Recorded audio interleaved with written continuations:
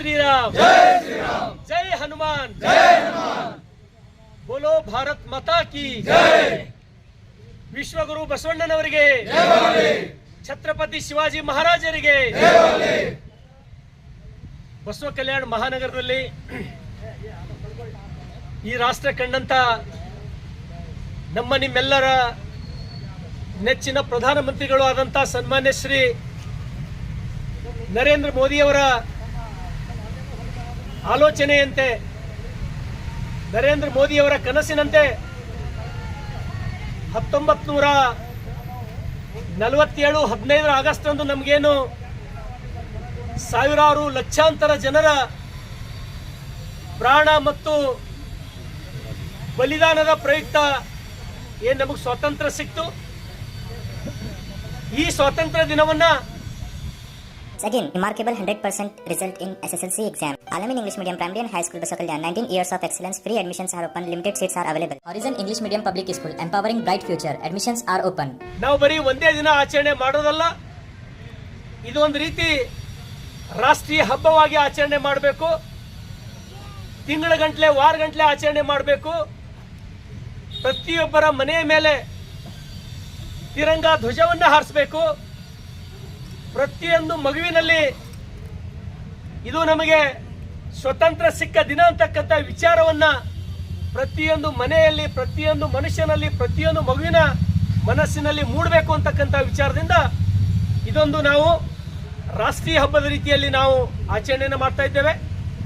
ಸ್ನೇಹಿತರೆ, ಇವತ್ತು ನಾವು ನೀವೆಲ್ಲರೂ ಸೇರಿ ನಮ್ಮ ಜೊತೆ ಮಂಡಲದ ಅಧ್ಯಕ್ಷರಾದಂಥ ಜ್ಞಾನೇಶ್ವರ್ ಮೂಳೆ ಅವರು, ಸಿದ್ದು ಬಿರಾದರ್ ಅವರು, ಸೂರ್ಯಕಾಂತ್ ಚಿಲ್ಲಬಟ್ಟಿ ಅವರು, ಅರವಿಂದ್ ಮುತ್ತೆ ಅವರು, ಇನ್ನೋರ್ವ ಪ್ರಧಾನ ಕಾರ್ಯದರ್ಶಿಗಳು ಮಾಜಿ ಸೈನಿಕರು ಆದಂತ Madhav. Global English Medium Public School, admissions are open. Madina English Medium Public School with Hifzul Quran, admissions are open.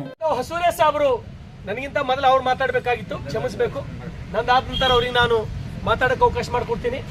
ನಮ್ಮ ಹಿಂದಿನ ಮಂಡಲದ ಅಧ್ಯಕ್ಷರಾದಂಥ ಅಶೋಕ್ ಹೊಕಾರೆ ಅವರು, ಶಿವಪುತ್ರ ಗೌರ್ ಅವರು ಹಾಗೂ ಪ್ರಧಾನ ಕಾರ್ಯದರ್ಶಿಗಳಾದಂಥ ಕಮಲಾಕರ್ ಮೆಕಾಲೆ ಅವರು, ಬೇಂದ್ರೆ ಅವರು, ಪ್ರದೀಪ್ ಗಡವಂತಿ ಅವರು, ದೀಪಕ್ ಕಾರ್ಯಕಾರಿಣಿ ಸದಸ್ಯರಾದ ದೀಪಕ್ ಗಾಯಕ್ವಾಡ್ ಅವರು, ಅನೇಕ ಜನ ಮುಖಂಡರು ಮತ್ತು ನಮ್ಮೆಲ್ಲ ಪದಾಧಿಕಾರಿಗಳು, ಮಹಾಶಕ್ತಿ ಕೇಂದ್ರದ ಅಧ್ಯಕ್ಷರು ಪ್ರತಿಯೊಬ್ಬರು ಸೇರಿ, ನಮ್ಮ ಕೃಷ್ಣ ಗೋಣೆಯವರು, ನಮ್ಮ ತುಂಬೂರ್ಚಿಯವರು, ಸಾಕಷ್ಟು ಜನ, ಎಲ್ಲರ ಹೆಸರು ತಗೊಳ್ಳಲ್ಲ ನಾನು, ಎಲ್ಲರೂ ಸೇರಿ ಎಲ್ಲ ಯುವ ಮೋರ್ಚಾದ ಅಧ್ಯಕ್ಷ ನಮ್ಮ ನಾಗೇಶ್ ಮೇತ್ರೆ ಮತ್ತು ಎಲ್ಲರ ಸ್ನೇಹಿತರ ಒಂದು ಪ್ರಯತ್ನದಿಂದಾಗಿ ನಾವು ಈ ಹೊಸ ಮಂಡಲ ಪದಾಧಿಕಾರಿಗಳಾದ ನಂತರ ಮೊಟ್ಟ ಮೊದಲ ತಿರಂಗ ಯಾತ್ರೆ ನಾವು ಸಂಕ್ಷಿಪ್ತವಾದರೂ ಕೂಡ ಅತ್ಯಂತ ಯಶಸ್ವಿಯಾಗಿ ಬಸವ ಕಲ್ಯಾಣ ಮಹಾನಗರದಲ್ಲಿ ನಾವು ನೆರವೇರಿಸಿದ್ದೇವೆ. ಸ್ನೇಹಿತರೆ, ಇವತ್ತು ಪ್ರತಿಯೊಬ್ಬ ನಾಗರಿಕನಲ್ಲಿ ದೇಶಭಕ್ತಿ ಮೂಡಿ ಬರಬೇಕು.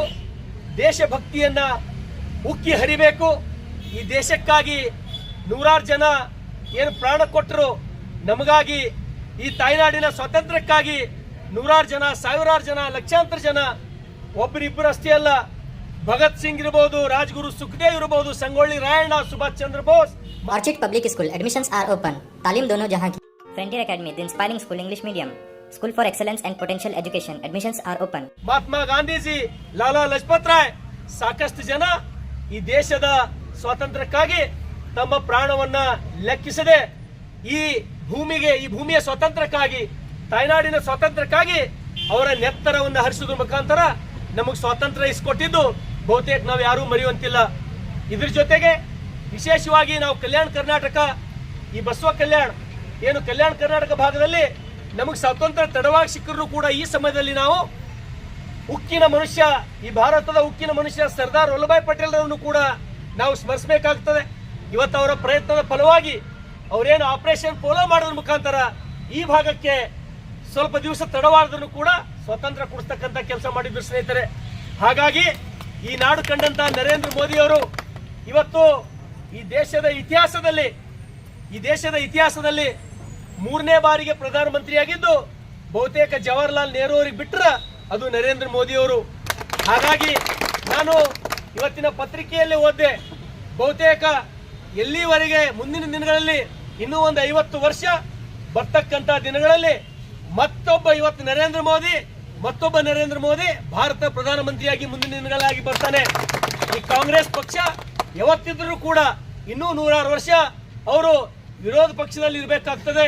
ಯಾಕಂದ್ರೆ ಈ ಸ್ವತಂತ್ರ ಸಿಗಬೇಕಾದ್ರೆ ಬಹುತೇಕ ಅದಕ್ಕೆ ಕಾರಣ ಇವತ್ತಿನ ಕಾಂಗ್ರೆಸ್ ಅಲ್ಲ, ಅವತ್ತಿನ ಕಾಂಗ್ರೆಸ್ ಬೇರೆ ಸ್ನೇಹಿತರೆ. ಹಾಗಾಗಿ ನಾನು ವಿನಂತಿಯನ್ನ ಮಾಡ್ತೇನೆ, ನರೇಂದ್ರ ಮೋದಿ ಅವರಿಗೆ ನಾವು ಇನ್ನೂ ಹೆಚ್ಚಿನ ರೀತಿಯಲ್ಲಿ ಅವರ ಕೈಯನ್ನ ಬಲಪಡಿಸಬೇಕು. ಅವರ ಕನಸು ನನಸಾಗಬೇಕಾದ್ರೆ ನಾವೆಲ್ಲ ಇಲ್ಲಿರ್ತಕ್ಕಂಥ ಕಾರ್ಯಕರ್ತರು ಪ್ರತಿಯೊಬ್ಬರಿಗೆ ತಿಳಿಸಿ ಹೇಳಿ, ಪ್ರತಿಯೊಂದು ಮನೆ ಮೇಲೆ ಪ್ರತಿಯೊಬ್ಬರ ಏನು ಸಣ್ಣ ಗುಡಿಸಲಿದ್ರು ಚಿಂತಿಲ್ಲ ಅಥವಾ ಒಂದು ಟಿನ್ ಶೆಡ್ ಇದ್ರೂ ಚಿಂತಿಲ್ಲ, ಅವ್ರ ಮನೆ ಮೇಲೆ ಧ್ವಜ ಹಚ್ಚತಕ್ಕಂಥ ಕೆಲಸ ನಾವು ಮಾಡಬೇಕು.